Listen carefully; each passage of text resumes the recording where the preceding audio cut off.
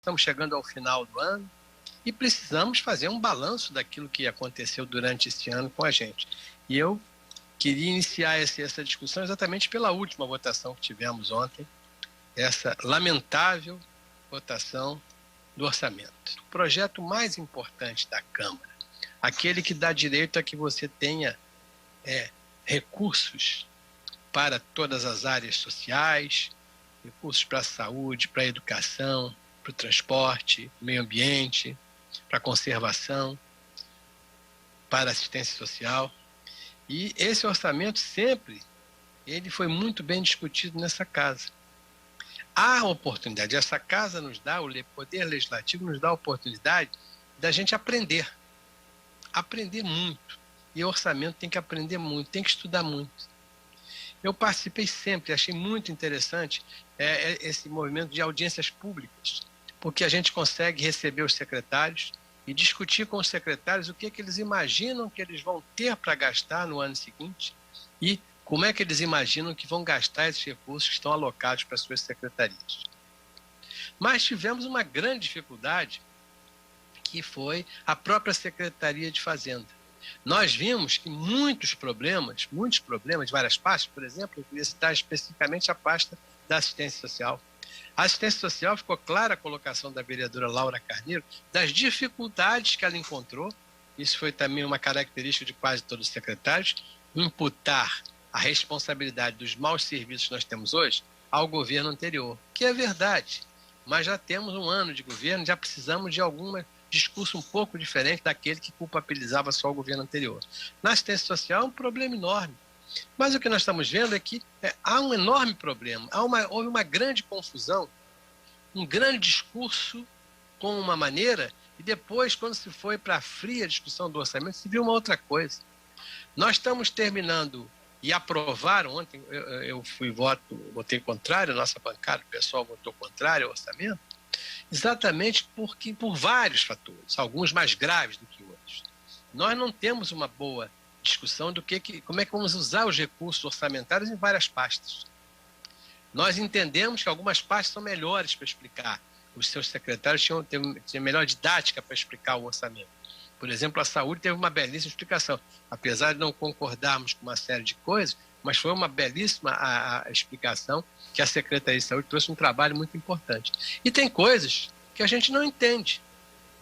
Vou dar um exemplo, uma das coisas que a gente não entende para aceitar um orçamento desse.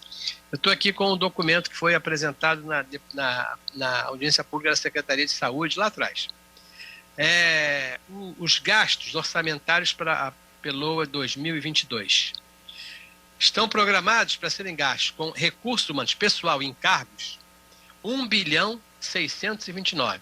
Guardem, 1.629. É quanto a Secretaria de Saúde pretende gastar para pagamento do seu pessoal, funcionários estatutários e concursados.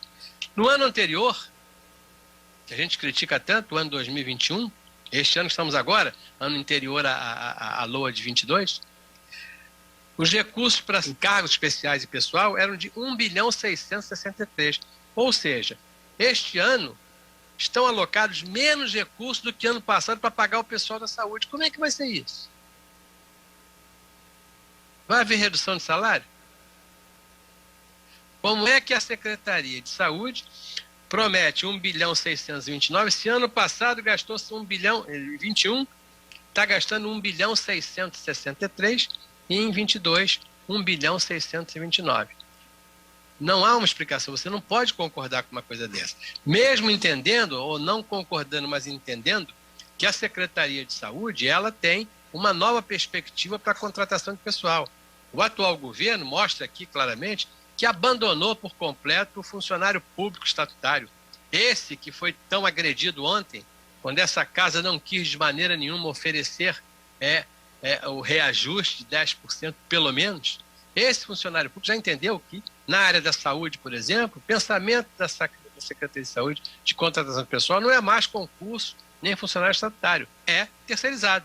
Ou pela Rio Saúde, contrato temporário de 2 anos pela Rio Saúde, ou seletista pelas OS. Esse é o caminho.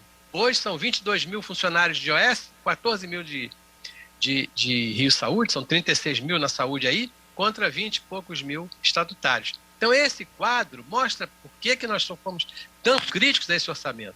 E o que aconteceu ontem, todas as manobras não aceitáveis que aconteceram lá na Comissão de Orçamento e a não aprovação daquela subemenda, realmente nos deixa muito desanimados em relação à discussão dessa casa. Nós temos que rever, essa casa precisa rever o seu posicionamento na discussão orçamentária para o próximo ano.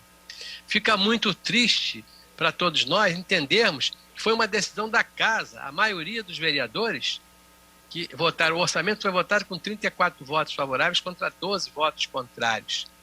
Mas o que essa casa mostrou claramente é que não teve sensibilidade para entender que esta mesma casa que obrigou os servidores aposentados e pensionistas a aumentar a sua taxa de 11% para 14%, essa mesma casa não teve a sensibilidade de entender que não há reajuste programado. É reajuste, não estamos falando em aumento salarial, em ganhos, é apenas as perdas que desde fevereiro de 2019 não recebe. Portanto, foi um dia lastimável. Terminamos esse ano muito mal nessa votação do orçamento. E hoje ainda, para a gente encerrar, senhor presidente, tivemos uma audiência pública, das caras que eu gosto de assistir, que é onde a gente aprende, cobra, pergunta aos secretários, que foi a prestação de contas do segundo quadrimestre de 2021 da Secretaria de Saúde e da Secretaria de Fazenda. Uma audiência com pouca participação, praticamente 3 ou 4 vereadores presentes apenas, em que nós vimos uma coisa muito clara, a situação da saúde no momento, as dificuldades, entendemos as dificuldades do secretário, ele foi absolutamente sincero, mostrou, culpando sempre o governo anterior, porque ele tem razão, mas que é preciso esquecer um pouco o governo anterior e tentar as soluções. Por exemplo, nós temos hoje um déficit, estamos vendo aí o problema grave, essa epidemia, claramente todos já reconhecem hoje, estamos com uma segunda epidemia, temos uma pandemia e sobreposta à pandemia, uma epidemia do vírus influenza.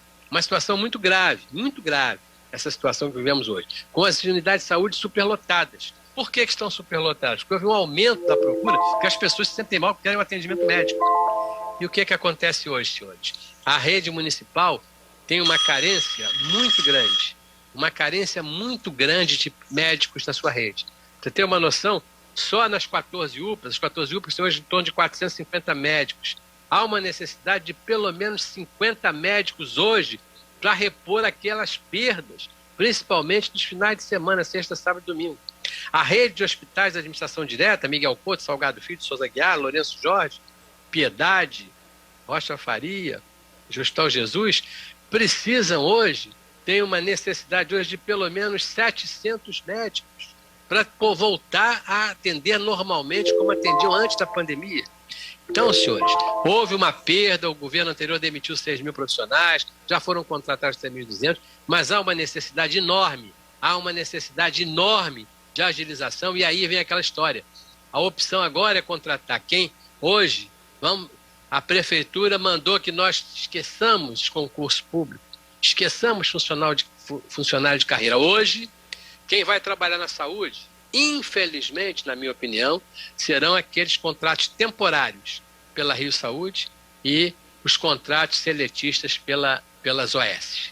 Lamentavelmente, temos um problema enorme hoje, não é para o ano que vem, é para agora. Precisamos contratar profissionais de saúde agora para que as pessoas sejam atendidas. Há um déficit de mais de 1.000 médicos hoje na rede municipal. Há um déficit de leitos da rede federal que não abre leitos.